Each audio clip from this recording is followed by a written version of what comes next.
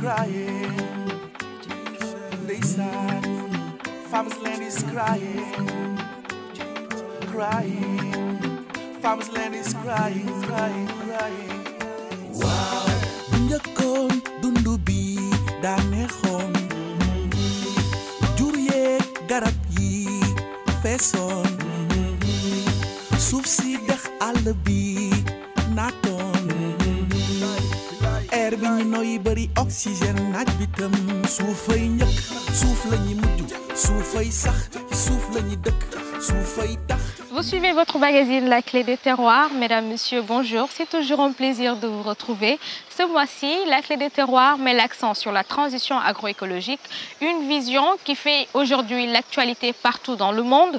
Le Sénégal n'est pas épargné. L'État, à travers son PSE vert, met en relief l'axe agroécologie comme socle d'un Sénégal émergent. On ne peut pas parler de l'agroécologie sans parler de la terre. C'est pour cela que dans la deuxième partie de ce numéro, le focus est mis sur la détermination des populations dans la commune de Yène pour dire non à l'accaparement de leurs terres. Tout de suite, le sommaire. L'agroécologie apparaît comme une solution face au changement climatique et l'insécurité alimentaire. Cependant, elle implique un changement de système global qui doit notamment passer par une prise en compte au niveau politique. Et c'est reparti.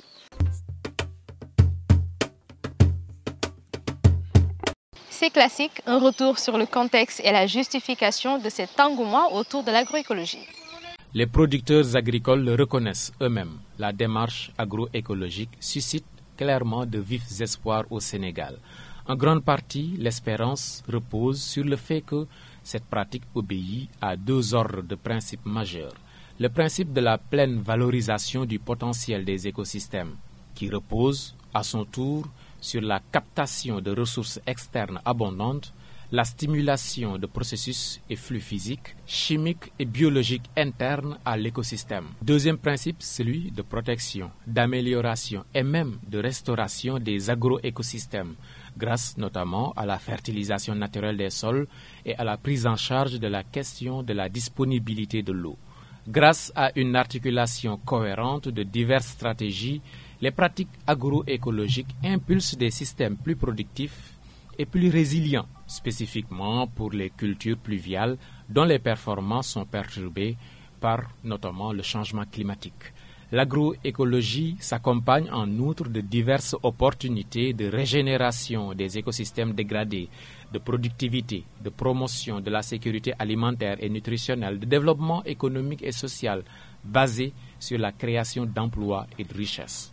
Et c'est le lieu de souligner que l'évaluation des effets socio-économiques et agro-environnementaux entrepris par les acteurs du rapport de capitalisation des expériences d'agroécologie en Afrique de l'Ouest a fini de révéler plusieurs effets positifs au Sénégal.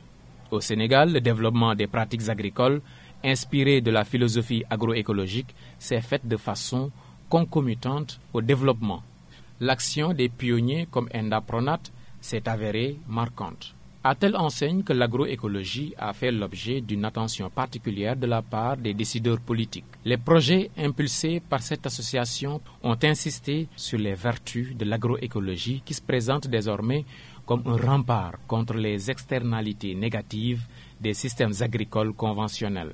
Le plaidoyer semble fonctionner et le docteur Mokumba Diouf, directeur de l'horticulture, reconnaît désormais que l'agroécologie peut offrir au Sénégal beaucoup d'avantages dans la pratique d'un système de production plus durable et plus respectueux de l'environnement. Et il n'est pas le seul. Lors du symposium international sur l'agroécologie pour la sécurité alimentaire et la nutrition qui s'est tenu au siège de la FAO en septembre 2014, l'ancien ministre de l'Agriculture et de l'Équipement rural du Sénégal, Dr Papa Abdoulaye Seck, avait évoqué la position du Sénégal qui est toujours de répondre à un marché international mais aussi de léguer un héritage environnemental de qualité, gérer le présent mais également tenir compte de la solidarité générationnelle en agriculture. Une telle opinion doit reposer de son point de vue sur une démarche d'agroécologie co-construite, co-gérée et co-évaluée.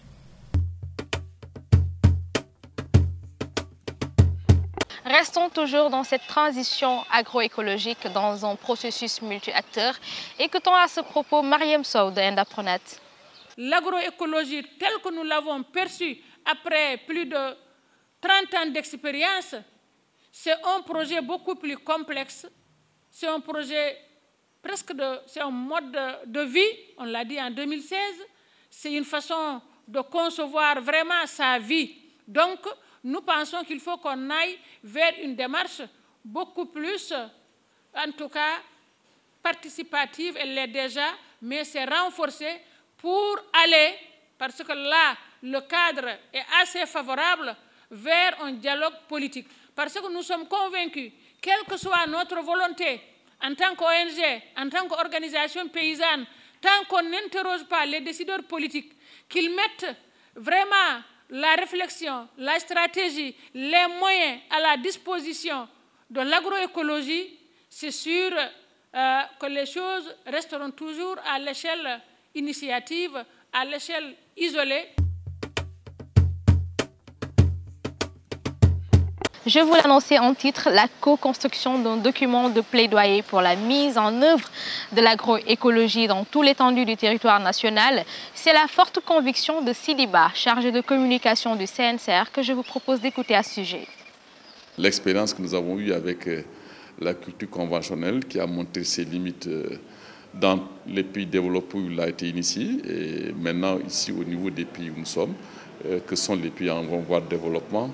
Nous avons eu à connaître beaucoup de problèmes depuis l'avènement des cultures intensives, à savoir l'utilisation abusive des engrais et des pesticides, font aujourd'hui que l'état sanitaire de nos sols sont fortement dégradés et même l'état de la santé humaine s'en est suivi. Donc nous pensons qu'il était bon que des ateliers de ce genre se tiennent, que les gens se revoient un peu leur copie par rapport à ce type d'agriculture pour promouvoir l'agroécologie qui est la solution présentement. Et nous pensons que pour la synergie des acteurs que nous sommes, réfléchir ensemble, dégager un document de positionnement, se concerter et pour qu'on parle d'une seule et même voix. On l'a reçu avec le foncier, je pense qu'il n'est pas exclu, comme on a eu l'a fait avec le CRAFS, qu'on le fasse avec cette thématique.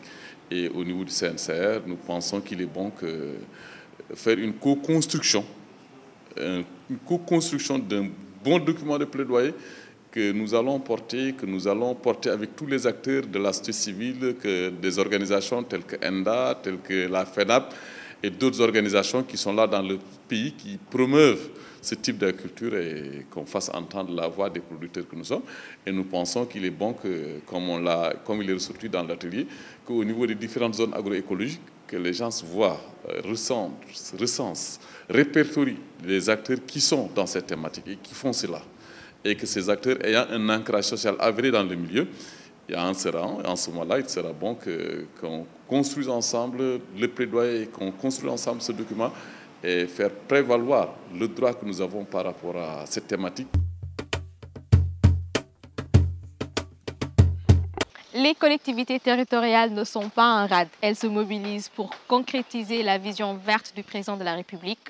Les maires des 114 communes des 3 régions du Sine Saloum se sont rassemblés à la Chambre de commerce de Kaolack pour échanger sur les 5 initiatives du plan Sénégal émergent annoncées par le président de la République en présence de nombreux représentants de la presse. Écoutons Omar Gueye, ministre des collectivités territoriales et de l'aménagement des territoires, qui a présidé cette séance.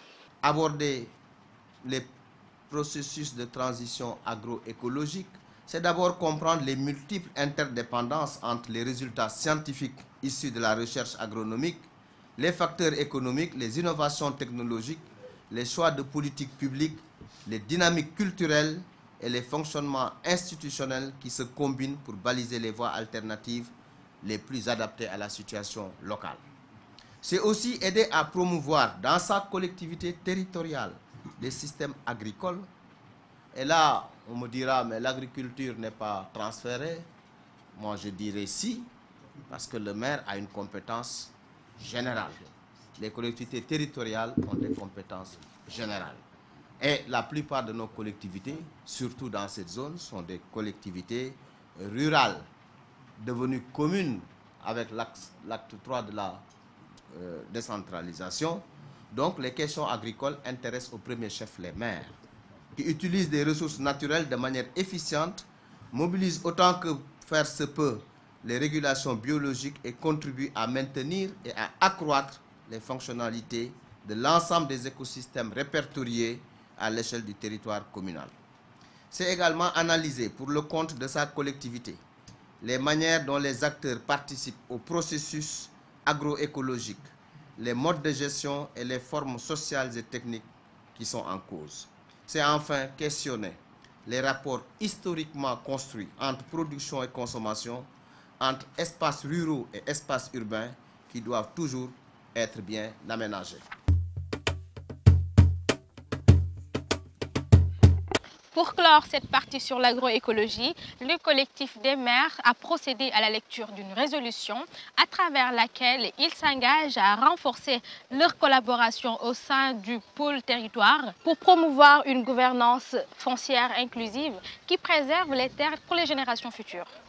Madame la secrétaire exécutive de ENDA-PRONAT, le collectif des maires souhaite construire avec vous un partenariat durable pour une bonne prise en charge de la transition écologique dans nos territoires respectifs. Le chef de l'État, en annonçant des initiatives majeures et ses programmes sectoriels, décline une vision.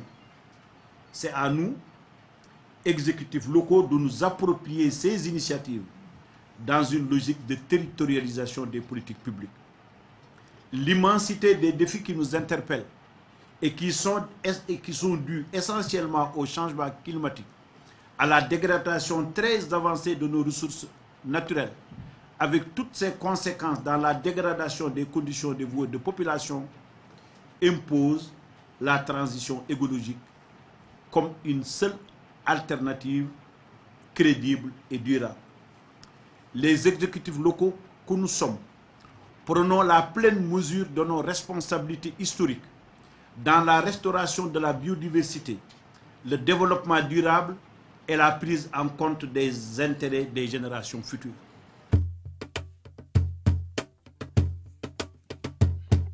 Saviez-vous qu'il existe un lien étroit entre agroécologie, agriculture familiale et la sécurisation des ressources naturelles, en particulier au foncier comme premier support de la production agricole? C'est ainsi que dans cette deuxième partie, le dossier est consacré à la grande mobilisation des populations de Yène pour dire non à l'accaparement de leurs terres. Suivons quelques images de cette marche.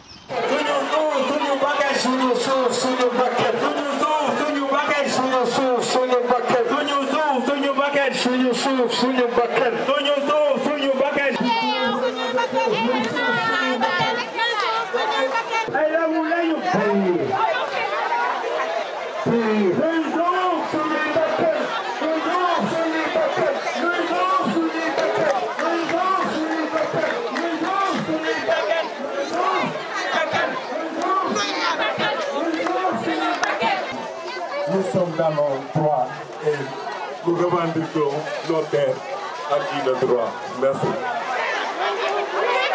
Nous souffrons, nous souffrons, nous souffrons, nous souffrons, nous souffrons.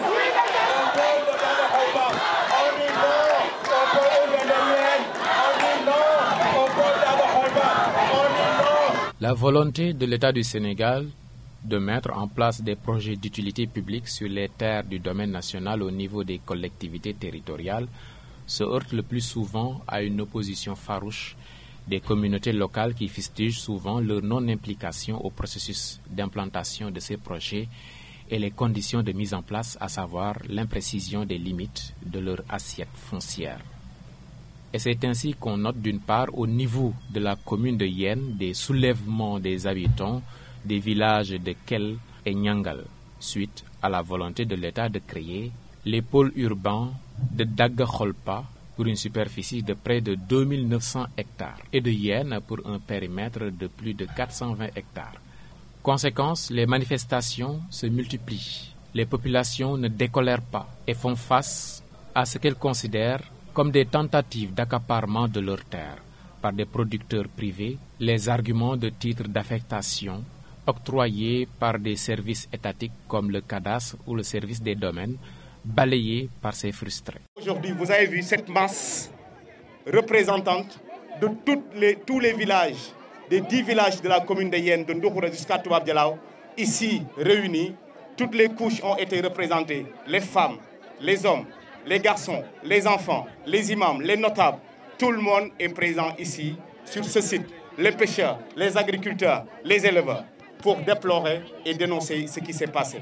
Et que nous disons au président Macky Sall que la commune de Yène a compris sa politique et son programme. Il nous a parlé de l'acte 3 de la décentralisation, que ses promoteurs n'arrivent pas à traduire, lui, ce qu'il a comme programme, depuis qu'il est venu à la tête de cet État, de cette nation. Son programme, dans l'acte 3 de la décentralisation, qu'est-ce qu'il nous dit? Que le développement doit commencer par les collectivités locales. Que les collectivités locales doivent obtenir leur autonomisation. Et quand on parle de l'autonomisation, on parle de leurs terres. Nous ne demandons pas. Nous ne demandons pas d'autres terres. Tout ce qu'on demande, c'est qu'on nous laisse nos terres. Parce que ces terres, c'est pour des extensions. Parce que nous ne pouvons pas aller vers la mer avec les régions côtières. Nous ne pouvons pas. Donc tout ce qu'on peut, c'est derrière nos maisons et là où vous voulez. Donc vous apercevez de l'autre côté les maisons construites. Donc, au nom de cette population de Dialaw, au nom des enfants de Dialaw, parce que quand on parle de l'avenir, on parle de la jeunesse. Franchement, nous leur demandons à ces promoteurs que nous ne voulons pas la guerre. Parce qu'après la guerre, le bilan est toujours lourd. Nous ignorons les conséquences. Donc, avant qu'il fera tard, nous leur demandons de nous laisser nos terres. Pour ce numéro de la Clé des Terroirs, le plaidoyer est porté par une femme très dynamique pour la protection de son patrimoine foncier.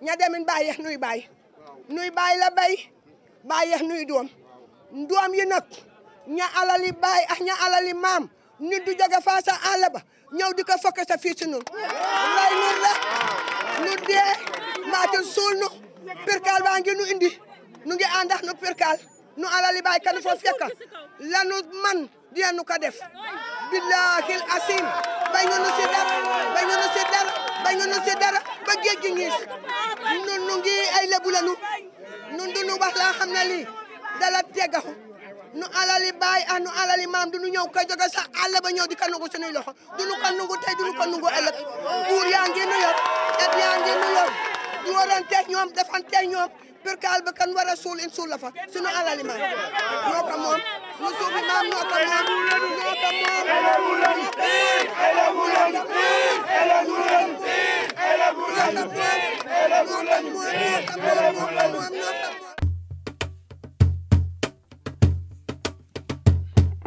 Et c'est sur cette note que s'achève ce numéro de la Clé des Terroirs. Merci de l'avoir suivi, merci de votre fidélité, merci aux partenaires Hexeper, Endapronat, Access, FAPD et Webin.